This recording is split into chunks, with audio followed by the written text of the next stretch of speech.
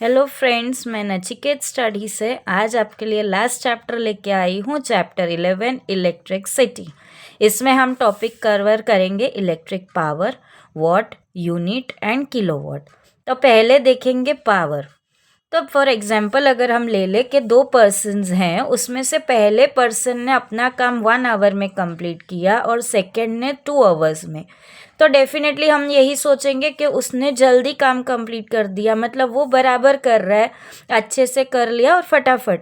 But वही उसको हम क्या बोलेंगे कि उसका पावर ज़्यादा है और इसका पावर कम है। इस पे से हम डेफिनेशन करेंगे कि एक टाइम में कितना इलेक्ट्रॉन पास होता है, उसे हम इलेक्ट्रिक पावर कहेंगे।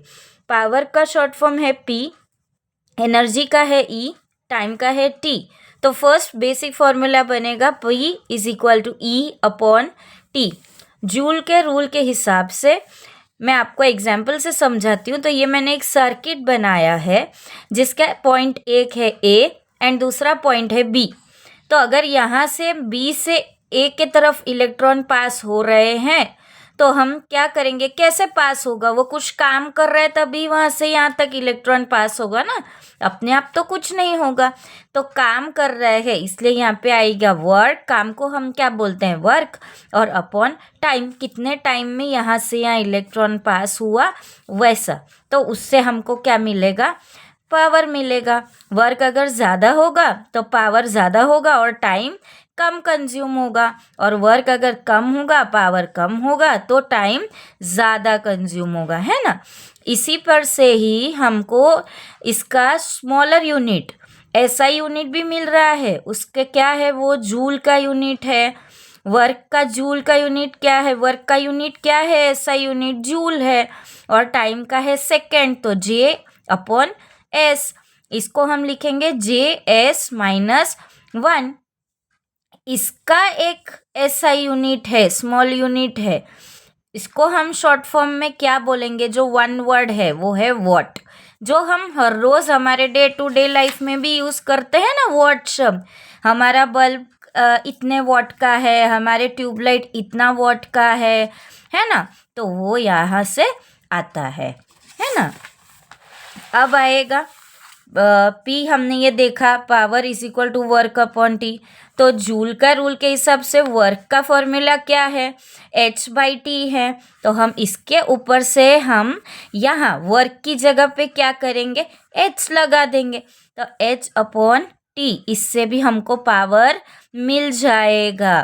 तो ये आपको very important formula, first formula मिला आपको, P is equal to H/T। अब दूसरा क्या देखा था हमने लास्ट वीडियो में कि H का भी एक फॉर्मूला है I²R/T, जो जूल का रूल है। तो उसके हिसाब से हम देखेंगे। और जूल के हिसाब से भी क्या था? H का फॉर्मूला VIT, है ना। तो यहाँ पे आएगा VIT/T। अब टाइम और टाइम तो कट हो गया, तो पावर हमको कैसे मिलेगा? Power is equal to VI। अगर हमको I का नंबर दिया हुआ है, V बताया गया है, तो हम इजीली पावर फाइंड आउट कर सकते हैं, है ना। अब ओम का रूल भी हमने देखा था। तो V का क्या था शॉर्ट फॉर्म? V कैसे हम फाइंड कर रहे थे? IR से, है ना। तो P को हम कैसे लिखेंगे? IR/I, क्योंकि VI का I तो रखना ही है ना। तो यहाँ पे 2 I हो गया, तो I²R। तो ये आपको तीसरा फॉर्मूला मिला। अगर आपको रेसिस्टेंस मिल रहा है, I का फॉर्मूला, I का नंबर भी दिया हुआ है, तो I का स्क्वायर करके इंटू रेसिस्टेंस करेंगे तो हमको क्या मिलेगा? पावर मिल जाएगा। तो ये बेसिक फॉर्मूलाज है जो आपको सम सॉल्व करने में बहुत इजी हो जाएगा। अब हम आएंगे यूनिट पे। अब यूनिट नहीं, अब और एक है P is equal to VI। अब ये VI कैसे करेंगे? अब इसमें हमको तीसरा फॉर्मूला कैसे ढूंढेंगे? P इज इक्वल टू जो VI वाला फॉर्मूला था। अब V का हम लोग कैसे, I का क्या था? अब हम लोग I का कैसे करेंगे? VI। तो यहाँ पे हम V इंटू V/R करेंगे, तो V² डिवाइड बाय R, है ना। क्यों ऐसा किया हमने? क्योंकि V का फॉर्मूला क्या था, IR। तो ऐसे आ गया यहाँ पे। अगर हमको I को यहाँ पे एक वैल्यू देना है तो I यहाँ पे आ जाएगा, तो V इंटू V/R है ना, तो V² डिवाइड बाय R। अब यहाँ पे यूनिट आ गया।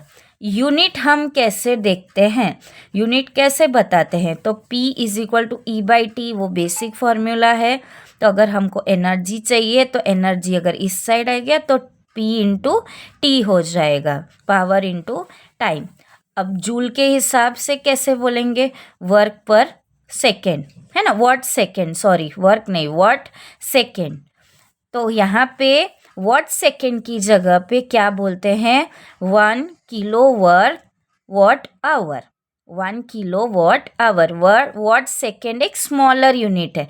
हमारे घर पे, हमारे ऑफिसेज में जो इलेक्ट्रिसिटी आता है वो इतना स्मॉलर यूनिट में नहीं आता है, उनका यूनिट बिगर होता है।